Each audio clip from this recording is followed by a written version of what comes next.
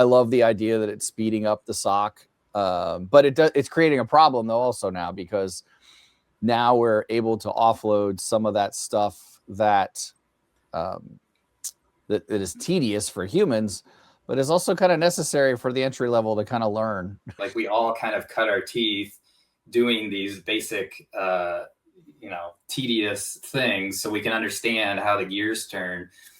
Where do our next generation of, senior practitioners and leaders come from? Doesn't that just push us towards idiocracy though, right? You get to the point where the doctor, because I can press the button and it can do the diagnosis supposedly, or there's not enough people who actually understand how the diagnosis works anymore. So maybe, who knew that, idiocracy was going to be so relevant? We are the Keyboard Samurai, podcast about the business of cyber and tech, here to help you or your business improve. Here's your host, Wil Klusovsky. Let's hack into it now. Hey, everybody, welcome back. Another episode, Keyboard Samurai. Like, subscribe, all that good BS. Today, we've got Carl with me. Carl, why don't you give us the 30 seconds of who you are and why we care? Hey, Will. Yeah, I'm not sure I can convince you why you care, but Carl Stern, currently the VP of Information Security at Age of Learning. Age of Learning's a ed tech company. If you've got kids or you've watched, PBS in the last 10 years, inevitably you probably know about our flagship product, ABC Mouse. Before that, I've spent some time in health tech, working in IT and InfoSec. And prior to that, I've done a whole bunch of other things. All in all, I think my resume says 25 plus years in IT and information security. So there you have it. Love it. Love it. Yeah, I think most of us, we're like, once you get 20, 25, you just put a plus on it. Yeah. Even though I could probably tell you the specific date, it doesn't matter. Yeah. It's not going to make much of a difference. Sweet. So we chatted before a little bit, to get ready for this. So I'm kind of excited because we're gonna talk about programs like something I love talking about, building cybersecurity programs in the age of AI. And I'm sure we're gonna deviate into a couple of other things that we chatted about prepping for this. But I guess to start it off, now that we are living in this AI is everywhere, what is the big difference in being a CISO or building a program from a security perspective because of AI? Yeah. So yeah, when we did the little pre-call, I think I said we're going to talk about AI, aren't we? It's just it's just inevitable. You don't want to talk about it, but you have to talk about it. What else is there to talk about? So yeah, it's the same stuff, really. I think foundationally, but it just moves so much faster, right? And so it's always been, from my perspective, a little bit of a cat and mouse game, but at this speed now, the question is how do we unshackle ourselves a little bit so we can keep up with these bad actors that are doing whatever they need to do to find a foothold or get somebody to click the thing, because these guys they're using whatever models work and whatever tactics work, and us, the practitioners, the good guys, so to speak, are days or weeks behind because we're trying to figure out if our defenses that we need to stand up, if we put them through our procurement process, or does it align with our policies? Has it been run through legal and all these things? So I think there's something to be said for at the end of the day, not forgetting what the mission is, and not getting shackled by our self constraints. Yeah, I like the the procurement process, right? The governance policy. I think I just talked about this the last couple of days with a few people, especially the whole idea that attackers can use AI whenever they want, right? There's no reason to say, they don't have a procurement process. Yeah. They don't have policies that they have to go and work through. So it pretty much is just, we're gonna use this new tool. And so us as defenders, I think it means that we have to do the basics. To me, I think more like, would you agree with that? Or do you think that there's something more? To me, it's like, it's going to be even faster to exploit the things. So you have to be able to do the basic things right and well. Because again, attackers take the path of least resistance. Yeah, no, totally. It's, again, it's like, this isn't exactly related to, attackers and reacting, but on the thread of like the basics, how many times this week have you heard agentic, right? Or just like in the last hour. And so we're talking about, releasing all these agents in your company's infrastructure and having them do all these wonderful things. And then like you have to step back and remember, oh yeah, but like these agents, like what's their identity? And then before you know it, we're back to talking about like basic identity stuff, right? Access controls, right? Like the number. Yeah.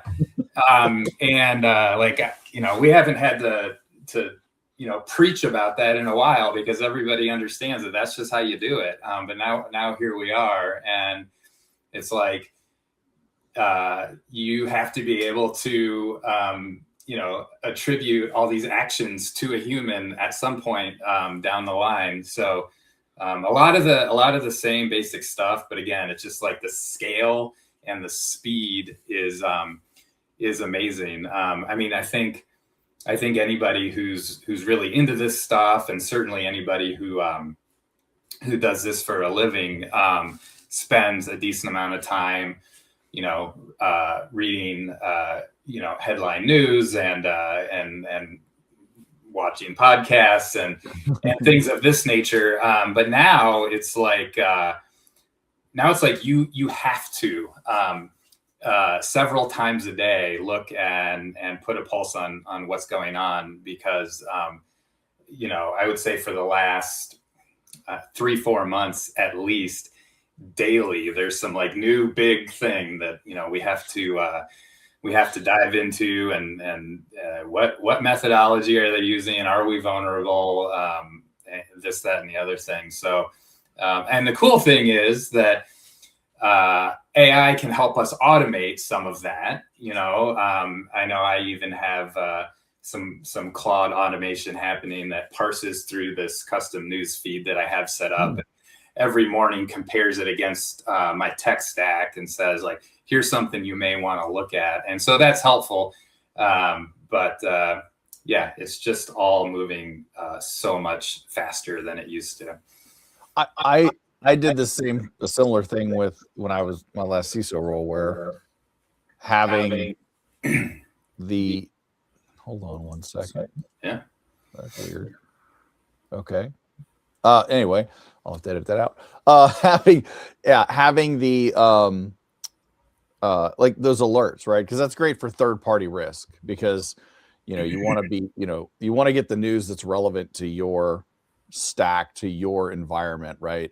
Ooh, whoop-de-doo. Mythos found a bazillion vulnerabilities. That's great, but like, how many actually applied to your world, and how many are actually exploitable? Like that's the other part of it, right?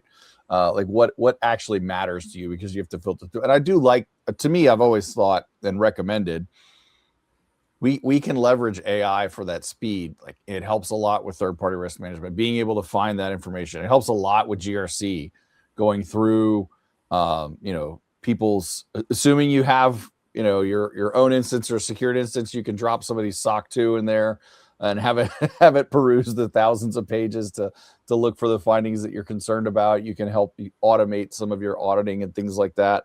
I love the idea that it's speeding up the SOC, but it's creating a problem though also now, because now we're able to offload some of that stuff that that is tedious for humans, but is also kind of necessary for the entry level to kind of learn.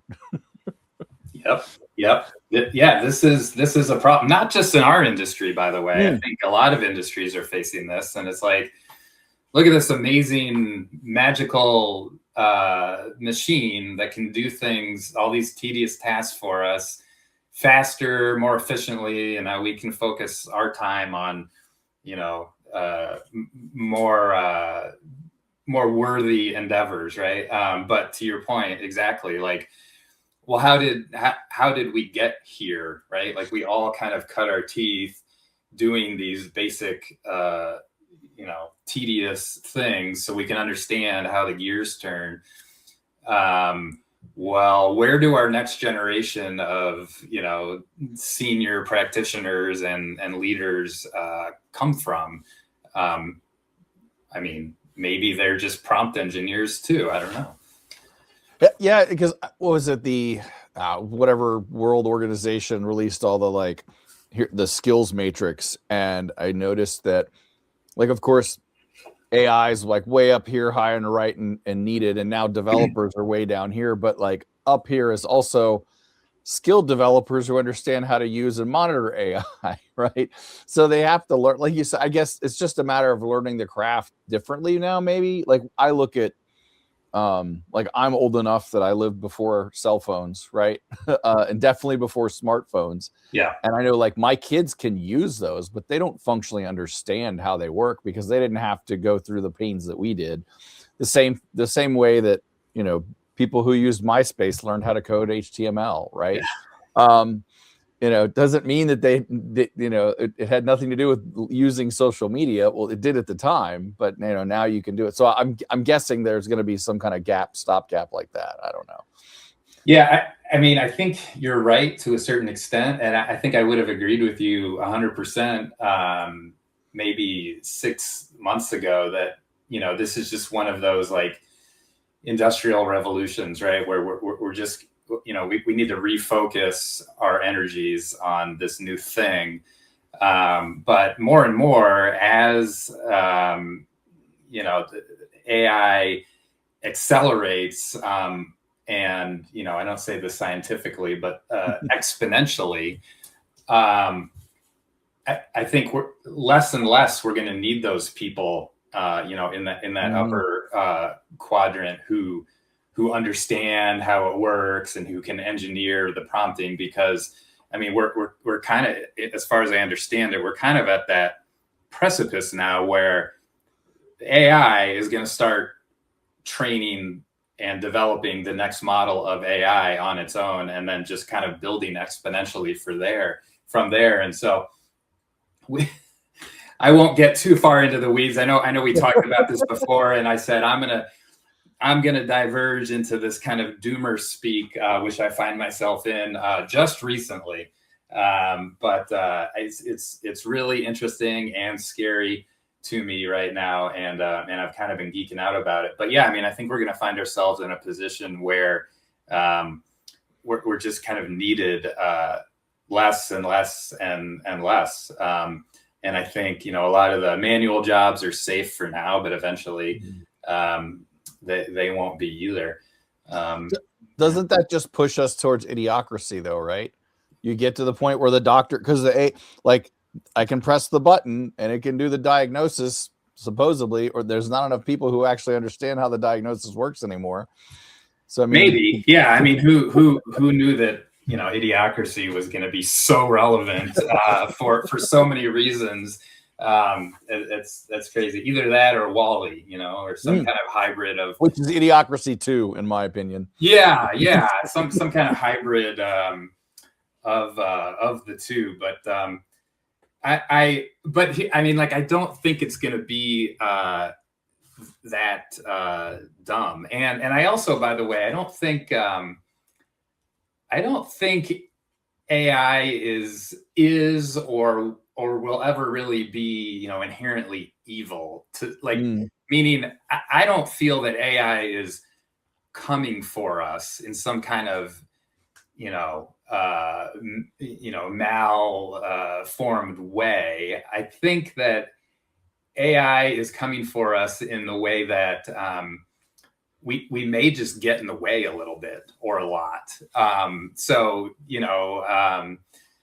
We've seen this play out in sci-fi movies, right? But I think I don't think AI is going to have some mission to eliminate humans, but I do think that if there is some mission to optimize something or some process or some processes, and these stupid humans and their stupid feelings are getting in the way, that it will sidestep us or squash us in the same way you might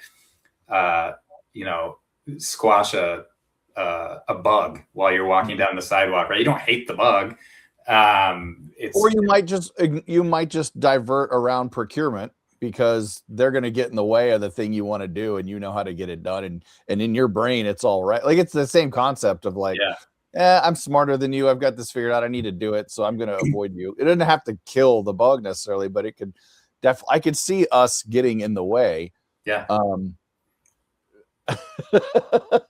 I do like the doom and gloom part though, because it is interesting to think about that, because then like, do we stay relevant as humans, right? Like, does it exist to serve us? Does it start to serve itself, right? The laws of robotics, like I think it starts to serve itself. Yeah. I mean, again, like I told you before, I'm certainly not an expert. So if anybody's watching this thinking they're going to see some, expert on, humanism and AI, I'm not the guy, but I have this feeling, and I mean, these folks, Sam Altman and Elon Musk, they're asking to be regulated, right? Yeah. Please regulate us. And we're just seeing it as strictly, or the government is, by the way, seeing it as strictly economical, right? Like, let's not let regulation get in the way. We got to beat China. But I feel like we're at this point, and we're getting, close to a friction point where we can't really divert, but we're doing this by choice, right? And again, like 6 months ago, certainly a year ago, I couldn't imagine having this opinion.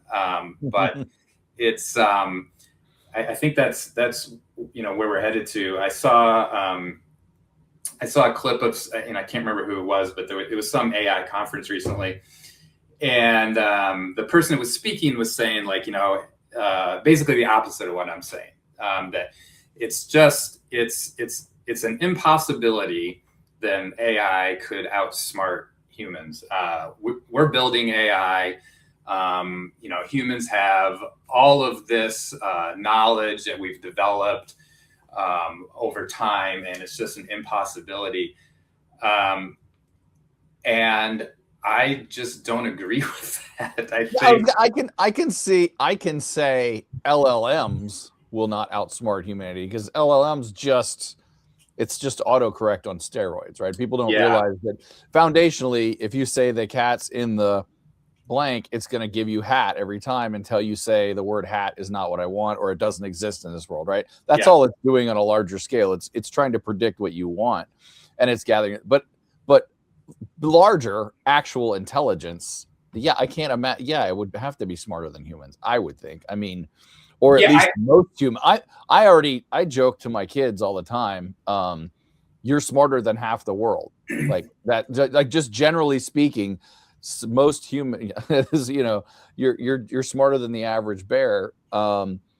And sure, there's the few people at the top who are brilliant, but we're not all Albert Einstein. I feel like AI is gonna be smarter than a lot of people. That's funny. I say a very similar thing to my kids all the time too, and I also say, like, you're also more fortunate than like 99.9% of all humans that have ever existed. So keep that in mind when you're complaining to me about whatever it is you're complaining about.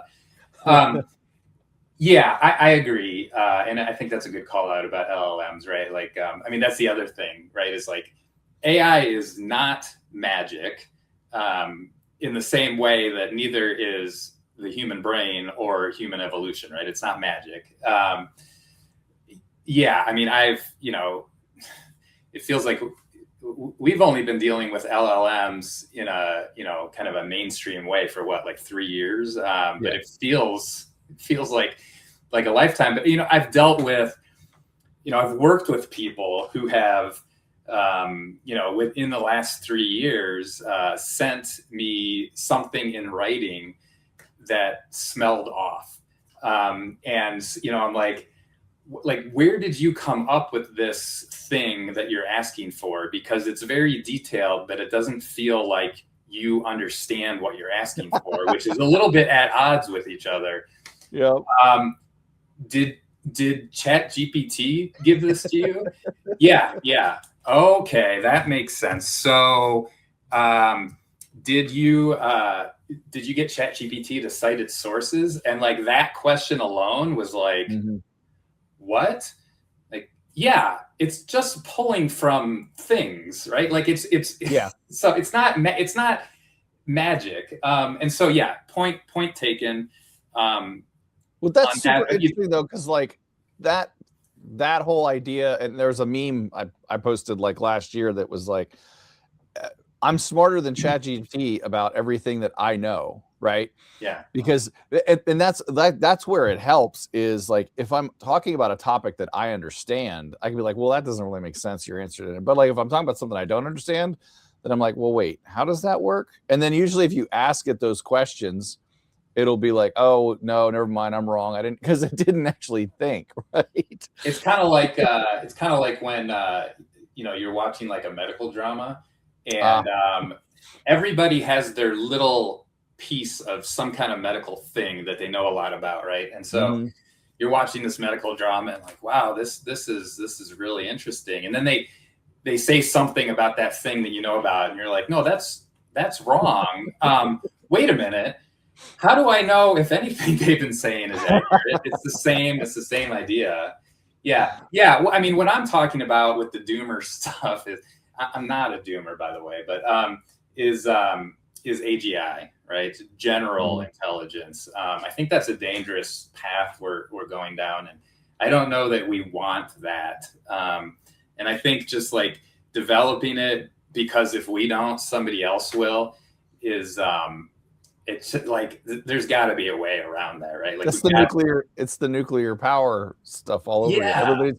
Everybody needs a neural network now because, well, everybody's going to have one. Well, we got to be able to work together on it. We just have to. And then, I mean, very timely, right? It was Friday, I think. The administration, the federal administration, pulled the plug on Mythos and Fable, right? I think the order was, we can't let it, can't give access to foreign nationals, and so Anthropic said, well, we don't really have a way to filter it, so we're just going to turn it off for now. Like my initial kind of gut reaction when I heard that was, oh, that's probably a good thing, but I mean, like it's not, right? Like it's a stopgap. They'll figure out how to filter it, right? Yeah, and it's not the right way to it. I mean, we need like thoughtful regulation, and I think that that's what governments are for, right? Like we come together as a people and decide, like, is this something we want to do, and how do we do it in a thoughtful way, for our benefit, not for our destruction. And that's what we need, not this kind of knee-jerk reactionary stuff I was gonna say, how quickly governments move. Like that's the problem. Yeah. And we started talking about like how AI is moving so quickly and governments can't. I mean, how long did it take? Have they even figured out how to regulate like the internet and telcos yet? Like, I think they're still figuring that out, right? Yeah, well, it's just a series of tubes, I think, right? Yeah. Well, and yeah, that's a whole nother problem and topic, right? Like we're governed by. We live in a society that's like based on science and technology, and we're governed by people who don't have a clue how any of it works. So so where does that get us? Yeah, where we are now. Yeah. On that dooming note, oh, that's fantastic. I love it. Well, Carl, I could sit here and talk more doom and gloom about AI, but no, this has been great, man. Where can everybody find you on the interwebs, the series of tubes? Wow, it's been the 30-minute 30. That was quick, and we really didn't even talk about InfoSec that much. That's okay. It'll be an AI podcast. Yeah, no, this was a fun discussion. I'm not one of those guys who's out there on all the platforms. So LinkedIn is the best place to find me. Gotcha. Awesome. All right, man. Well, appreciate you. Maybe we'll set up another one sometime once we're a few months later, and we'll see how far we are from electing Terry Crews as president. And I think we might already be there. He'd be a relief. Yeah, no, this has been great, Will. I appreciate it. Thanks, man. Appreciate you. Yeah. Thanks for listening. Be sure to like and subscribe. Follow Will and the podcast on LinkedIn/Wil Klu. Visit Wil Klu ME for information on services he offers to help your cyber or tech business grow. Until next time, Synaculator.